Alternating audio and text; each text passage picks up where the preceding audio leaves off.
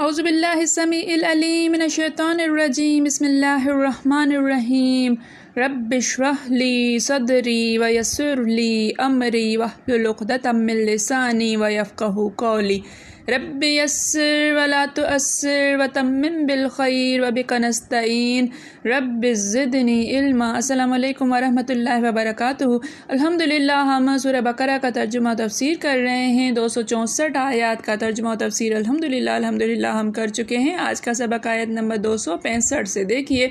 اعوذ باللہ من الشیطان الرجیم ومثل الذین ينفقون اموالهم ابتغاء مرضات اللہ ومثل مثال الذین وہ لوگ جو ان لوگوں کی ينفقون وہ خرچ کرتے ہیں، اور مثال ان لوگوں کی جو خرچ کرتے ہیں اموالہم اموال مال کی جمع ہم اپنے مال ابتغاء حاصل کرنے کے لیے مرضات خوشنودی خوشی رضا اللہ کی رضا حاصل کرنے کے لیے، وتثبیتاً اور ثبات کے ساتھ یقین کے ساتھ مکمل یقین کے ساتھ من انفسہم من سے انفس نفس کی جمع ہے انفس ہم اپنے نفسوں میں اپنے دلوں میں کا مثل کا جیسے کہ مثال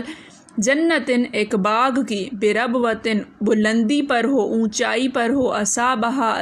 پہنچے اسے پہنچے اس پر پڑے وابلن تیز بارش فآتت پس آتت وہ لے آئے وہ دے اس نے دیا اکلہا اکل پھل اس کا پھل ہی کہیں گے اکلہا پھل اس کا پھل اپنا پھل وہ اپنا پھل لے آئے ضعفین دگنا فَإِن پس ان اگر لم یصبھا لم نہیں یصب پہنچے ہا اسے اور اسے نہ پہنچے اگر اسے نہ پہنچے اگر اس پر نہ پڑے وابل تیز بارش اگر اس پر نہ بھی پڑے فتلن پس پھوار ہلکی جو بارش ہوتی ہے پھوار واللہ اور اللہ بما بے سے ما جو تعملون تم کرتے ہو جمع کا صیغہ ہے یہ بصیر دیکھنے والا ہے۔ ومثل الذین ينفقون اموالهم ابتغاء مرضات اللہ اور مثال ان لوگوں کی جو اپنے مال اللہ کی خوشنودی حاصل کرنے کے لیے خرچ کرتے ہیں وتثبیتا من انفسہم اور ان کے دل میں اور اپنے دل میں یقین رکھتے ہیں اپنے دل میں مکمل یقین رکھتے ہیں کا مثل جنت بربوۃ اصابہا مثال اس باغ کے جیسی ہے جو بلندی پر ہو اصابہا وابل اس کو تیز بارش پہنچے فآتت اکلہا ضعفین تو وہ لے آئے اپنا پھل دگنا وہ دگنا پھل دے فإن لم یصبھا وابل اور اگر اسے تیز بارش نہ بھی پہنچے اس پر بعد تیز بارش نہ بھی پڑے فتلن تو پھوار ہی صحیح واللہ بما تعملون بصیر اور اللہ جو تم کرتے ہو اس کو دیکھنے والا ہے۔ اور جو لوگ اللہ کی خوشنودی حاصل کرنے کے لیے خلوص نیت سے اپنا مال خرچ کرتے ہیں ان کی مثال ایک باغ کی سی ہے جو اونچی جگہ پر واقع ہو، جب اس پر میہ پڑے تو دگنا پھل لائے اور اگر میہ نہ بھی پڑے تو خیر پھوار ہی صحیح اور اللہ تمہارے کاموں کو دیکھ رہا ہے۔ بات چل رہی ہے اللہ کی راہ میں خرچ کرنے والے کی۔ اللہ تعالیٰ پہلے جو ہے وہ اللہ تعالیٰ نے خرچ کرنے کی ایک ترغیب دی، پھر اس کا اجر بتایا، پھر بتایا کہ اگر نہیں دے سکتے ہو ایسا مال نہیں دے سکتے ہو کہ اپنے آپ پر کنٹرول نہ کر سکتے ہو تو اچھی بات کہہ دیا کرو، درگزر کر دیا کرو، یہ صدقہ دینے سے بہتر ہے وہ صدقہ جس کے پیچھے تم لگ جایا کرو کہ میں نے دیا۔ پھر اللہ تعالیٰ نے ایک نصیحت کی کہ اپنے صدقات کو اگر دے ہی چکے ہو تو من و اذا احسان جتانے اور اذیت دینے سے باطل نہ کر دو، ضائع نہ کر دو۔ پھر اللہ تعالیٰ نے ایک مثال بیان کر دی کہ ایسا بندہ جو اپنا مال اللہ کی راہ میں تو پہلے دیتا ہے لیکن وہ اس کو احسان جتا کے جس کو دیا ہے اس کو اذیت پہنچا کے اس ہر طرح کی لفظوں کی اذیت، حال کی اذیت، لہجے کی اذیت، ہر طرح کی کہ اس سے ایک کیا کہتے ہیں کہ بری طرح کی جو وہ سانس خارج ہوتی ہے یا آنکھوں کا دیکھنا جو ہوتا ہے وہ بھی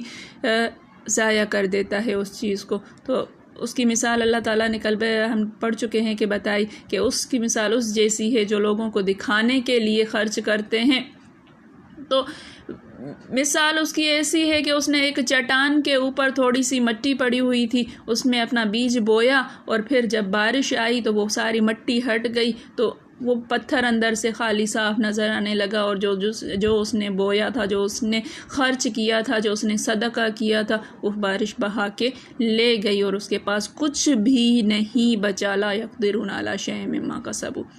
اللہ تعالیٰ اب بتا رہے ہیں جو اللہ کی رضا حاصل کرنے کے لیے اور ثواب کی نیت سے اپنے دل میں یہ کامل یقین ہو کہ اس پر مجھے ثواب ملے گا، تثبیتا من انفسہم،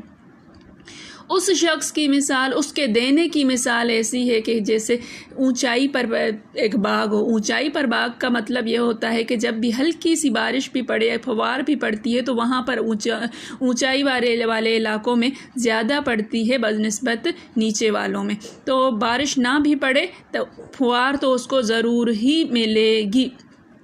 تو جب بارش ہوتی ہے تو پھل زیادہ اگتے ہیں، رحمتوں والی جو بارش ہوتی ہے تو دگنا پھل ملتا ہے۔ تو اللہ تعالیٰ اس مومن کی مثال، ایسے مومنوں کی مثال دے رہے ہیں، مومنوں کے صدقات کی مثال دے رہے ہیں جن کی نیتیں اللہ کو خوش کرنے کی ہوتی ہیں اور جزائے خیر ملنے کا بھی پورا یقین ہوتا ہے۔ جیسے حدیث میں ہے کہ جس شخص نے رمضان کے روزے ایمانداری کے ساتھ ثواب ملنے کے یقین پر رکھے، یہ 2 شرطیں ہیں۔ ربوہ کہتے ہیں اونچی زمین کو جہاں نہریں چلتی ہوں۔ اونچی زمین آپ نے دیکھی ہوگی، وہاں پہ نہریں چلتی ہیں، وہاں پہ بارشیں بھی آتی ہیں، تیز بھی آتی ہیں، ہلکی بھی آتی ہیں۔ اس کو بربوا بھی پڑھا گیا ہے اور بربوا بھی پڑھا گیا ہے۔ وابلن کے معنی سخت بارش کے ہیں اور دگنا پھل لاتی ہیں، یعنی بنسبت دوسرے باغوں کی زمین کے یہ باغ ایسا ہے اور ایسی جگہ واقع ہے کہ بالفرض بارش نہ بھی ہو نا، تاہم صرف شبنم سے ہی پھلتا پھولتا ہے۔ یہ ناممکن ہے کہ موسم خالی جائے۔ اسی طرح ایمانداروں کے اعمال کبھی بھی بے اجر نہیں رہتے، وہ ضرور بدلہ دلواتے ہیں۔ ہاں، اس جزا میں فرق ہوتا ہے جو ہر ایماندار کے خلوص اور اخلاص اور نیک کام کی اہمیت کے اعتبار سے بڑھتا ہی رہتا ہے۔ اللہ تعالیٰ اپنے بندوں میں سے کسی بندوں کا جو ہے وہ اللہ تعالیٰ پر اپنے بندوں میں سے کسی بندے کا عمل مخفی نہیں ہے، پوشیدہ نہیں ہے، وہ بصیر ہے، وہ دیکھ رہا ہے۔ یہاں سے ایک بات سمجھیے کہ جب مال خرچ کیا جاتا ہے، کہتے ہیں کہ اپنا صدقہ جو ہے وہ ایسے لوگوں کو، یا کھانا کھلانا، صرف یہ مثال میں آپ کو دیتی ہوں، ہم نے پڑھا تھا کہ کھانا اچھے بندے کو، نیک بندے کو کھلایا کرو، چور اچکے ڈاکو کو مت کھلایا کرو۔ جب آپ کا کھانا کھا کر اس طاقت سے جو بھی وہ بندہ نیکی کرتا ہے، اس نیکی کا ثواب بھی آپ کو ملتا ہے، اور اس کھانے کی طاقت سے جو بندہ گناہ کے لیے طاقتور ہو جاتا ہے، اس کا جو ہے وہ اجر بھی نہیں ملتا ہے۔ ہو سکتا ہے کہ آپ کو معلوم ہو کہ یہ ایسا بندہ ہے اور یہ کام کرنے والا ہے، تو اس کا گناہ بھی آپ پر آ جائے۔ اپنا مال ایسی جگہ پر خرچ کیا کیجئے جہاں پر آپ کو معلوم ہو کہ نیکیاں ہی نیکیاں یہ بندہ کرنے والا ہے۔ جتنی بھی وہ نیکیاں کرے گا، جتنی بھی وہ عبادتیں ہوں گی، جتنا بھی وہ آگے بڑھتا چلا جائے گا دین کے کاموں میں، اللہ کی راہ میں، وہ اس کا ثواب آپ کو ملتا ہوا چلا جائے گا، اس طرح سے کہ یہ آپ کے لیے صدقہ جاریہ بن جائے۔ ایسی جگہ پر خرچ کیجئے کہ آپ کے لیے صدقہ جاریہ بنے، وہ بڑھتا ہی چلا جائے۔ بالکل ایسی ہی مثال ہے ایسے باغ کی، ایسے مطلب اپنا بیج جو ہے ایسی زمین میں بوئیے، اپنے صدقے کا بیج، اپنی نیکیوں کا بیج ایسی زمین میں بوئیے کہ آپ کو معلوم ہے کہ یہاں سے تناور درخت ہوں گے، یہ پھلدار درخت ہوں گے، یہ نقصان دہ نہیں ہوں گے، یہاں پہ جھاڑیاں نہیں اگیں گی، یہاں پہ کانٹے نہیں اگیں گے۔ اس طرح سے دیکھ بھال کے دیا کیجئے اللہ کی راہ میں، اللہ کے دین کی سربلندی کے لیے۔ بہت سارے لوگ جو ہیں وہ دین کے نام پر لیتے ہیں لیکن دین کا کام نہیں کر رہے ہوتے ہیں۔